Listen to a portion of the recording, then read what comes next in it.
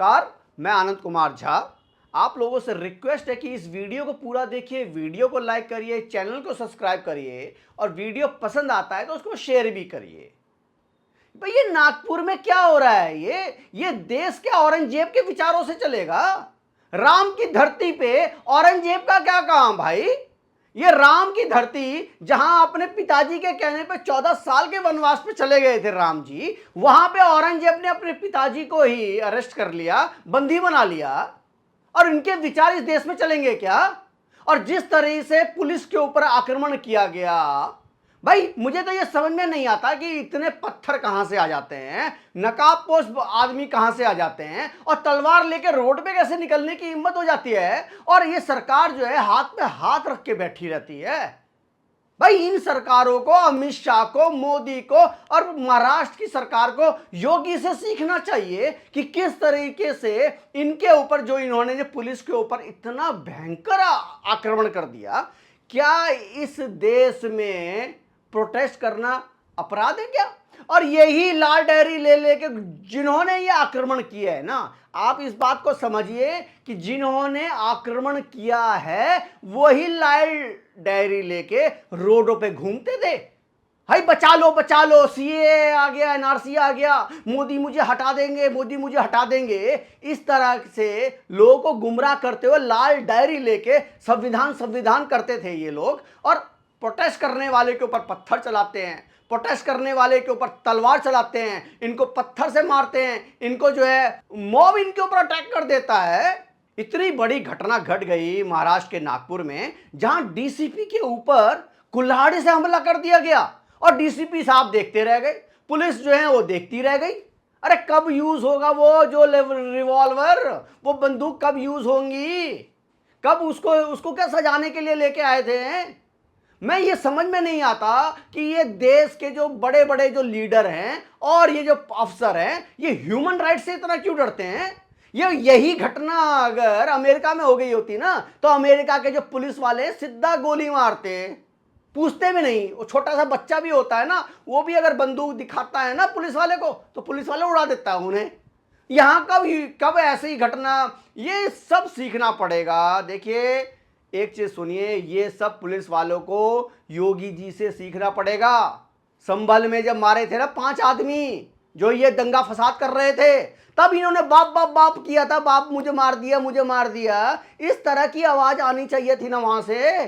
देखिए एक चीज समझिए, जब हिंदू संगठन रोड पे आए और उन्होंने औरंगजेब की कब्र को हटाने की मांग करी, भाई प्रोटेस्ट करना तो इस देश में अधिकार है। अगर वो प्रोटेस्ट, मैं कह रहा हूं, अगर उन्होंने कुछ दंगा किया होता, फसाद किया होता, लोगों को मारा होता, औरतों के साथ अत्याचार किया होता, उनको कुछ गलत तरीके से कुछ किया होता, तब मैं कह सकता हूं कि आप इनके ऊपर जो है ये गलत हुआ। लेकिन प्रोटेस्ट कर रहे हैं कि अगर ये कब्र है औरंगजेब की तो इसको हटाया जाए।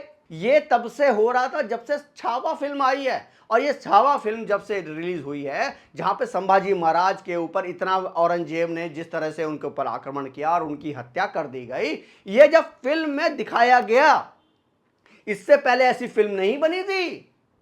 अब आप कहते हो कि 2014 के बाद, सुनने में आ रहा है 2014 के बाद देश आजाद हुआ है। आपने कई बॉलीवुड के कंगना रनौत से भी सुना है कि 2014 के बाद देश आजाद हुआ है। इसीलिए ये बोला जाता है भाई कि 2014 के बाद देश आजाद हुआ है। यहां पे फ्रीडम है आपको पास कि आप किसी भी तरीके के ऊपर फिल्म बना सकते हो। 2014 से पहले नहीं सोच सकते थे आप इस तरह की फिल्म बनाने की।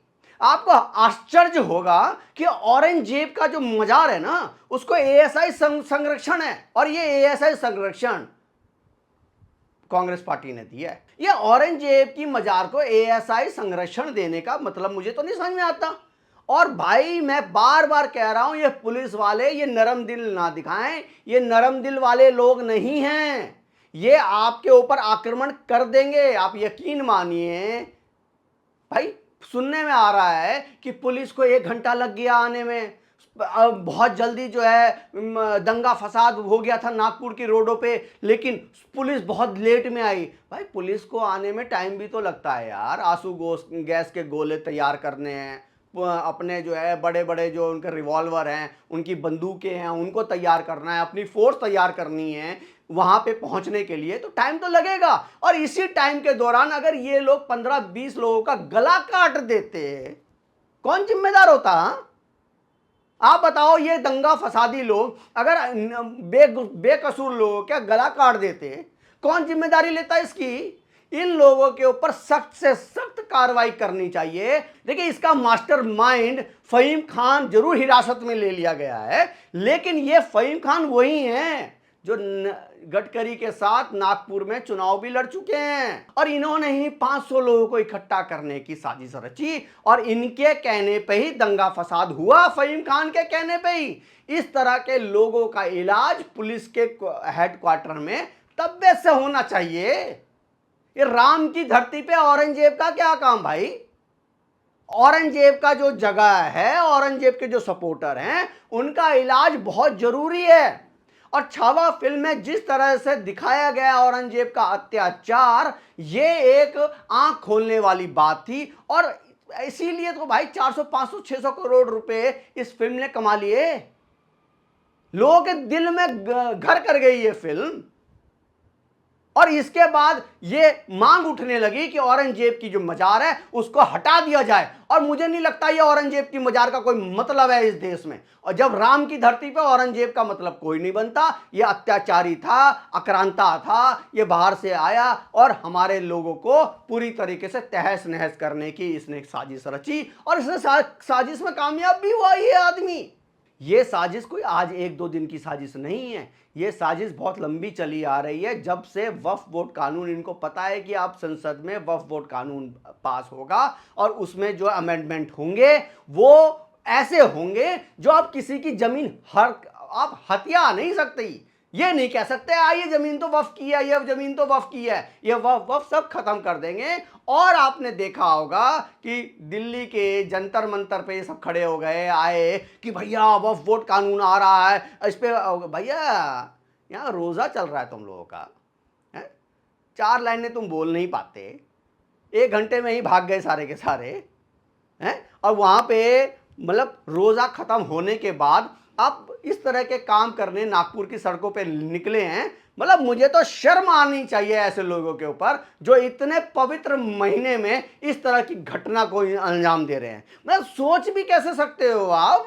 पुलिस को मुझे लगता है किसी भी तरीके से सहानुभूति नहीं दिखानी चाहिए, और आप लोगों की ट्रेनिंग जो है ना, पुलिस वालों की ट्रेनिंग बहुत जरूरी है। मोदी जी, अमित शाह जी, अगर आपको ट्रेनिंग, मैं कहता हूं अगर आप ट्रेनिंग ढंग से नहीं दे पा रहे हैं तो किसी से भी सीखना कोई बुरी बात नहीं होती। आप योगी जी से सीखिए कि कैसे पुलिस को ट्रेनिंग दी जाती है और दंगाइयों से कैसे जो है उनका सामना किया जाता है। योगी मॉडल ही महाराष्ट्र में चलना चाहिए, और इनका इलाज वही है कि अगर ज्योतिन तुम्हें पसंद नहीं आ रही है तो क्या तुम आक्रमण कर दोगे?